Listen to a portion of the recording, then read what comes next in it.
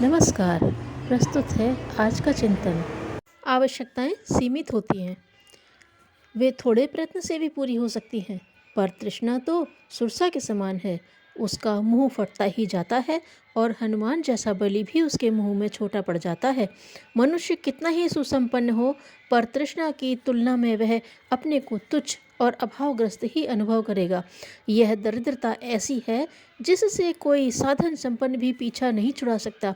यह एक मानसिक जलन है जिसे किसी भी कितने भी साधनों से नहीं बुझाया जा सकता। तृष्णा, संकीर्णता, स्वार्थपरता, निष्ठुरता इनका एक समुच्चय है। सब मिलजुल कर मनुष्य को भूत पिशाच स्तर का बना देते हैं। उन्हें हर घड़ी आपाधापी सवार रहती है।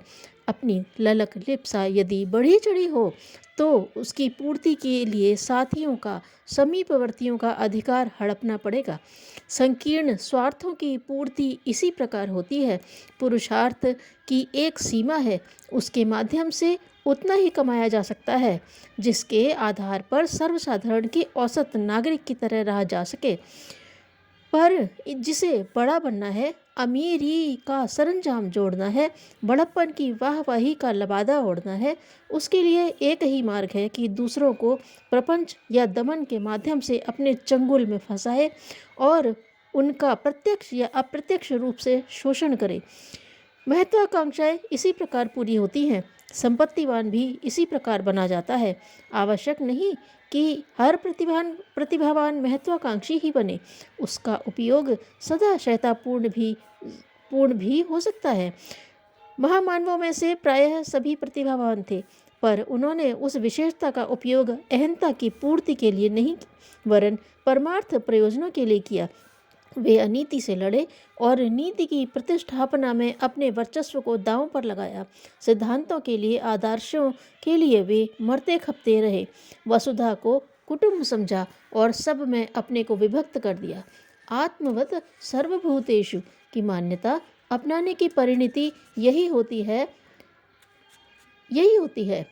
अपनी अविशेषताओं का अपने लिए लाभ न उठाना, वरन उसे लोकहित के लिए निछावर कर देना, यही संत सुधारक और शहीदों की रीति नीति रही है। तभी वे अपनी नाव में बिठाकर अनेकों को पार करने में समर्थ हो सके हैं। पीछे वालों के लिए ऐसे अनुकरणीय आदर्श छोड़ गए जिन्हें अपनाकर पिछड़े उठ सके और उठे हुए आगे बढ़ सके। देव मानव ऐसी ही दिशाधारा अपनाते हैं और जीवन को अनुकरणीय, अभिनंदनीय बनाते हैं। महत्वाकांक्षी व्यक्ति सगे संबंधियों के भी काम नहीं आते, पड़ोसियों को भी चैन से नहीं रहने देते। जिनके साथ मित्रता जोड़ते हैं, जिनके यहाँ आश्रय पाते हैं, उन्हीं का सफाया करना उनकी सहज प्रकृति होती है। घुन उसी लकड़ी को खोखली करता है जिसमें उसका आश्रय पाया और घर बनाया। बड़ा पेड़ अपनी छाया के नीचे दूसरे को नहीं पनपने देते।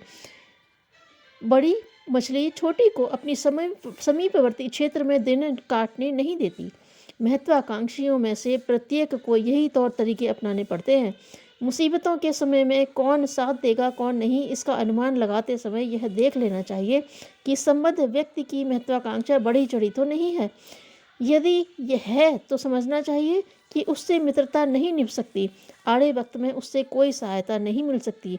जिन्हें तृष्णा और अहंता खाए जा रही है, वे अपने सहोदर को भी फलते फूलते नहीं देख सकते।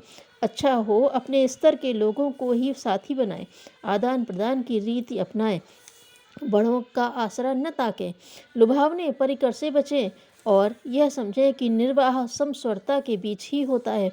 जिन्हें चिड़ी मार मछली मार के रूप में विकसित होना है, उन्हें ही महत्वाकांक्षा संजोनी चाहिए। जिसे मानवीय गरिमा को अपनाए रहने का मन हो, उनके लिए उचित यही है कि सामान्य स्तर का निर्वाह स्वीकार करें, औसत नागरिक सुविधाओं पर संतोष करें, यश लूटने की अभिलाषा न संजोएं, बड़ा आदमी होने का, धन वैभव बटोरने का सपना न देखें, संतोषी प्रकृति अपनाएं, अपनी क्षमताओं को अपने लिए ही खर्च करते रहने की कृपणता छूटे और क्षमताओं को उन कार्यों में जुटाएं जिनके आधार पर महामानव, देव पुरुष, सज्जन, शीलवान बनने का अवसर मिलता है। उपार्जन अधिक और व्यय कम होने पर ही पूंजी जमा होती है। पूंजी को जिस भी काम में लगाया जाए उसी में प्रगति होती है।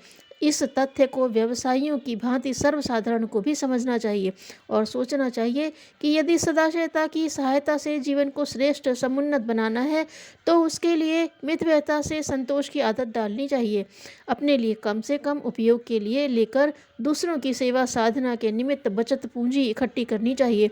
यह बचत ही है जिसके बदले पुण्य परमार्थ कमाया जा सकता है, मानवीय गरिमा सुरक्षित रखने का मूल्य चुकाया जा सकता है, संपर्क क्षेत्र को ऊंचा उठाया आगे बढ़ाया और मुसीबत के वक्त सहारा दिया जा सकता है।